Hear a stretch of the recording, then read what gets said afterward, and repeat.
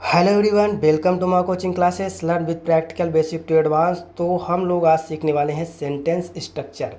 Sentence structure हमारे लिए सीखना क्यों ज़रूरी है, सबसे पहले ये जान लेते हैं। सेंटेंस स्ट्रक्चर जो होता है, आप ग्रामर का कोई भी चैप्टर पढ़ रहे हो, चाहे वो पार्ट्स ऑफ स्पीच हो, चाहे वो सिंथेसिस हो, ट्रांसफॉर्मेशन हो, एडवांस वर्ब हो, आर्टिकल हो, मतलब any chapter of the grammar कुछ भी पढ़ रहे हो, तो आपको अंत में ये जब पूरी ग्रामर आप सीख लेंगे, सारी वोकेबलरी सीख लेंगे, ठीक है, साइनोनिम, एंटोनिम्स, उसके बाद वन वर्ड सब्स्टिट्यूशन, उसके बाद आप क्या कहते हैं इडियम्स एंड फ्रेजेस, सारी चीज़ें सीख लें, सारी ग्रामर सीख लें, लेकिन अंत में आपको सेंटेंस स्ट्रक्चर ही सीखना है। लास्ट में आपको सेंटेंस स्ट्रक्चर ही सीखना है। अगर आप इसको नहीं सीख पा रहे हैं, इसको आप नहीं बना पा रहे हैं, तो आपकी पूरी ग्रामर और वोकेबलरी सब कुछ बेकार है, ठीक है। तो ये होता है सेंटेंस स्ट्रक्चर। मतलब आप कुछ भी ग्रामर में सीखें, कुछ भी आप वोकेबलरी में सीखें, लेकिन लास्ट में आपको बनाना सेंटेंस स्ट्रक्चर ही है।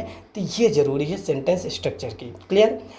तो आप ग्रामर कहीं से भी पढ़ रहे हो, चाहे मुझसे पढ़ रहे हो या यूट्यूब के किसी अन्य टीचर से पढ़ रहे हो, चाहे जिनसे पढ़ रहे हो, लेकिन आप वहाँ से ग्रामर पढ़ें, लेकिन आप यहाँ से सेंटेंस स्ट्रक्चर का अगर आप प्रैक्टिस करते हैं तो आपकी सारी की सारी ग्रामर की रिवीजन भी होगी, वोकेबलरी की रिवीजन भी होगी, क्योंकि इसमें मैं ग्रामर के कॉन्सेप्ट भी बताऊँगा, ठीक है। तो आप यहाँ पर देखिए, सबसे पहले तो हम ये जान लेते हैं, ये जो सेंटेंस स्ट्रक्चर है, ये एक प्लेलिस्ट में आपको सेंटेंस स्ट्रक्चर नाम से एक प्लेलिस्ट मिलेगी। उसका ये सबसे फर्स्ट वीडियो है, ठीक है, ये प्रथम वीडियो है उसका, ठीक है, सेंटेंस स्ट्रक्चर का।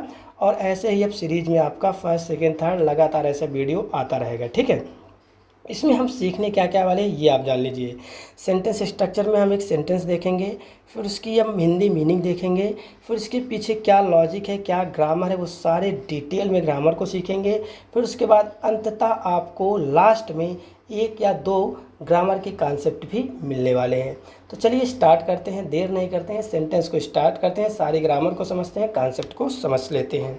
तो सबसे पहले हमारे सामने क्या है, यहाँ पर आप देख पा रहे होंगे, अमन ना, Aman is one of those, Aman is one of those who advice me not to go to Kedarnath, ठीक है, not to go to Kedarnath in winter, ठीक है। तो अमन उनमें से एक है, अमन उनमें से एक है, ठीक है, जो, ठीक है, जो जो मुझे सर्दियों में केदारनाथ ना जाने की सलाह देते हैं, ठीक है। तो अमन उनमें से एक है जो मुझे सर्दियों में केदारनाथ या ठंडियों में केदारनाथ ना जाने की सलाह देते हैं। सारी ग्रामर को इसमें समझ लेते हैं। सबसे पहले यहाँ पर आपका अमन ही सब्जेक्ट है, ठीक है, इसकी वर्ब यहाँ पे है, क्लियर, ये आपकी सब्जेक्ट और वर्ब हो गई, ठीक है। फिर यहाँ पर आप देख पा रहे होंगे एडवाइस, ये आपकी एक वर्ब है, एडवाइस, ठीक है। एडवाइस की जो, एडवाइस का जो सब्जेक्ट है, एडवाइस का जो सब्जेक्ट है वो दोज है। इसका सब्जेक्ट क्या है, ये दोज है, ठीक। यहाँ पे देखो दोज प्लूरल, प्लूरल प्रोनाउन है, प्लूरल प्रोनाउन है। ये प्लूरल होने की वजह से यहाँ पर आप देख पा रहे हो एडवाइस है, एडवाइसेस नहीं है। तो ये प्लूरल प्रोनाउन जो दोज है, इसका ये वर्ब है, क्लियर। फिर ये हु क्या है, हु यहाँ पर रिलेटिव प्रोनाउन है, रिलेटिव प्रोनाउन है, जो कि यहाँ कंजक्शन के तरीके से काम कर रहा है।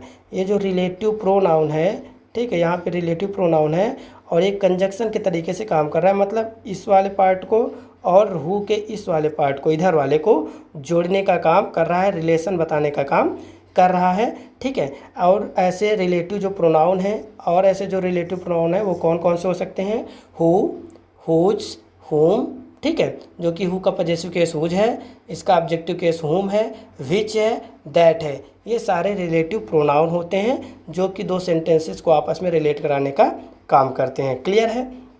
और हम आगे चलते हैं। तो आप जान रहे हैं ये तो ऑब्जेक्ट है, आप इसको पता है, आप लोग जिसको जानते ही हैं।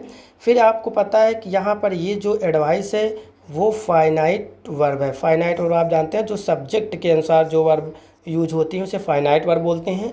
तो अगर एक सेंटेंस में कोई फाइनाइट वर्ब आ गई है तो दूसरी जो वर्ब होती है, ठीक है, दूसरी वर्ब जो होती है वो नॉन फाइनाइट होती है। तो ये नॉन फाइनाइट वर्ब है, क्लियर है। आपको पता है कि कहीं पर आने जाने के लिए, ठीक है, जो प्रीपोजिशन का प्रयोग किया जाता है वो टू का प्रयोग किया जाता है, क्लियर है। टू मतलब केदारनाथ तक जाने के लिए बात की गई है, ठीक है।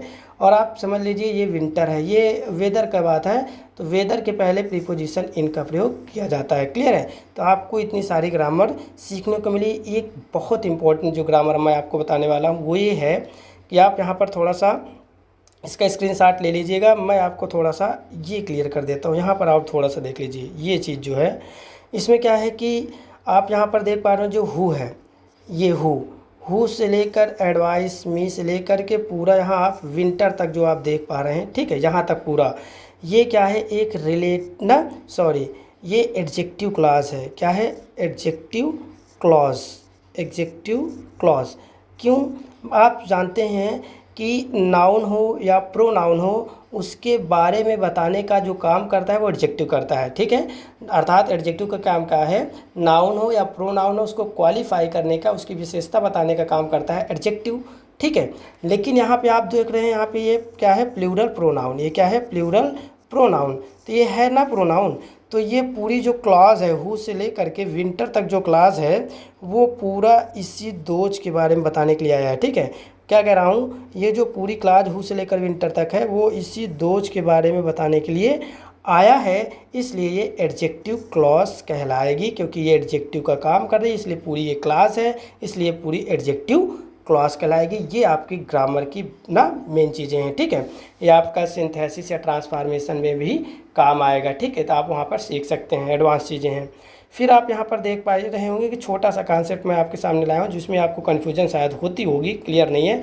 देखिए नाउन जो है, आपका जो नाउन है उसमें यस, ईएस या आईईएस आप लगाएंगे तो नाउन प्लूरल बन जाता है। लेकिन जो वर्ब होता है उसमें यस या ईएस या आईईएस लगाएंगे तो वो वर्ब सिंगुलर हो जाता है।